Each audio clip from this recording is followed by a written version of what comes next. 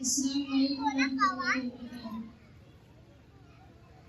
الحمد للہ رب العالمین والصلاۃ والسلام علی رسولہ الکریم اما بعد۔ سامعین و سامعات اور حاضرین و حاضرات، میں آج کے نشست میں مدرسے کے حوالے سے اپنے ٹوٹے خیالات و احساسات آپ کے سامنے پیش کرنا چاہتی ہوں۔ لوگوں کا عام خیال ہے مدرسہ مخصوص چہار دیواری کا نام ہے، مدرسہ شاندار عمارت کا نام ہے، مدرسہ پرشید و غوثہ اور پردوش درسگاہوں کا نام ہے۔ اس لیے وہ سمجھتے ہیں اگر مدرسے کی عمارت کو گرا دیا جائے تو مدرسہ ختم ہو جائے گا، لیکن میں اس خیال کی پرزور تردید کرتی ہوں کہ مدرسہ سنگ خشت کا ڈھیر کا نام نہیں ہے، مدرسہ تلفظ و عمارت کا نام نہیں ہے، مدرسہ مزین اور مکیف کمروں کا نام نہیں ہے۔ اگر ایسا ہوتا تو ہم اس کی گوپ کو اولین نقطہ مدرسہ نہ کہہ سکتے، جہاں بچہ شعور کی آنکھیں کھولتا ہے اور زندگی کی ابتدائی آداب سیکھتا ہے۔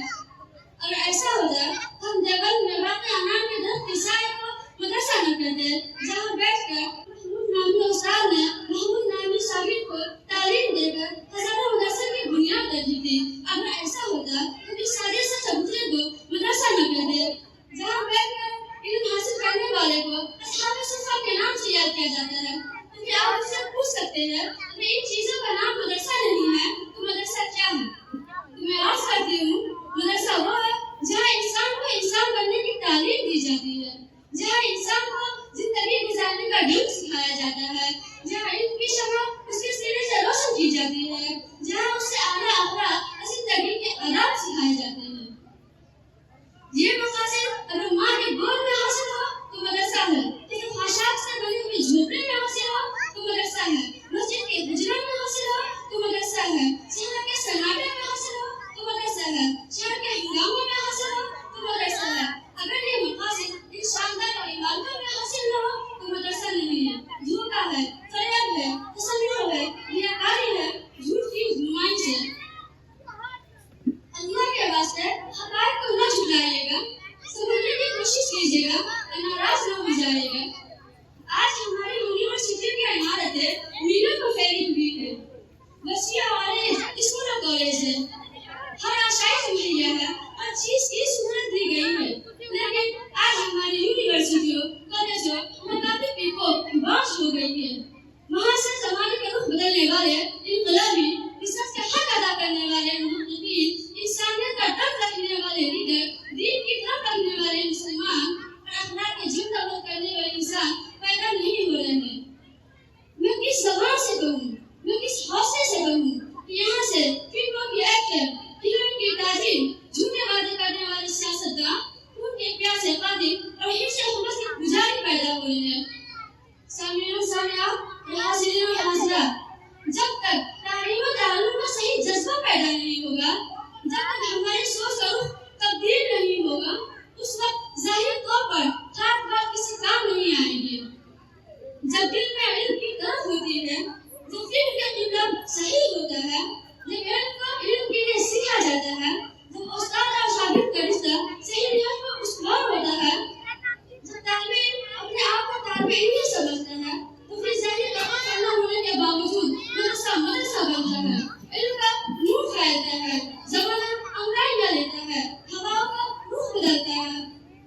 انقلاب کی فضا سازگار ہوتی ہے، افراد سے اعمال میں تبدیلی ہوتی ہے اور ایسے انسان پیدا ہو جاتے ہیں جس کی مثال لانے سے زمانہ حاصل رہتا ہے۔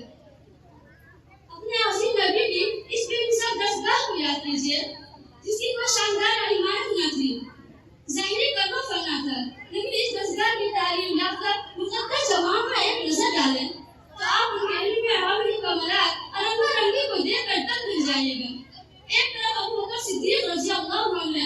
عمر فاروق رضی اللہ عنہ، عثمان بن عفان رضی اللہ عنہ، علی مرتضیٰ رضی اللہ عنہ، جو دنیا کی جہاں ملکوں کی فرما لگاتے، جنہوں نے افریقہ سے انڈیا تک، مشرق سے مغرب تک ایسے کامیاب حکومت کی